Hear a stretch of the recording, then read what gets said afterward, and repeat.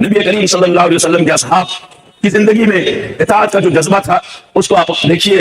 حضرت عبداللہ ابن عمر جو پائے کے صحابی ہیں اور متبع رسول ہیں، اور ان کے والد صاحب خلیفہ راشد ہیں اور محدث ہیں. محدث یعنی ملہم من اللہ ہے.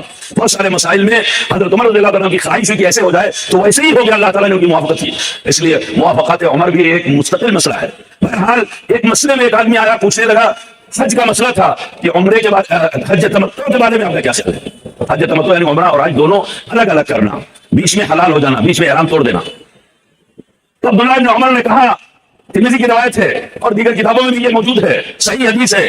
حضرت عبداللہ ابن عمر نے کہا، تمتعنا مع رسول اللہ صلی اللہ علیہ وسلم، ہم نے اللہ کے رسول صلی اللہ علیہ وسلم کے ساتھ تمتع کیا ہے. یعنی اگر تمتع حلال نہ ہوتا، جائز نہ ہوتا تو اللہ کے رسول ہمیں منع کر دیتے، لیکن آپ نے ہمیں تمتع کرنے کی اجازت دی، بلکہ حکم دیا کہ جس کے پاس قربانی کے جانور نہ ہو وہ حج تمتع کرے، حج قران نہ کرے.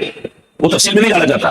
تو عبداللہ ابن عمر سے اس سائل نے کہا، لیکن آپ کے والد صاحب عمر رضی اللہ تعالیٰ عنہ وہ حج تمتع سے لوگوں کو روکتے تھے. یہاں پر نقطہ ہے، یہاں پر دلیل ہے، سنیے. تو انہوں نے کہا کہ ایسی بات ہے کہ میرے باپ حج تمتع سے روکتے تھے، اور میں تم سے کہتا ہوں کہ ہم نے نبی کریم صلی اللہ علیہ وسلم کے ساتھ حج تمتع کیا ہے اور آپ نے حج تمتع کرنے کا حکم دیا ہے. قول ابی یتبع ام قول رسول اللہ صلی اللہ علیہ وسلم.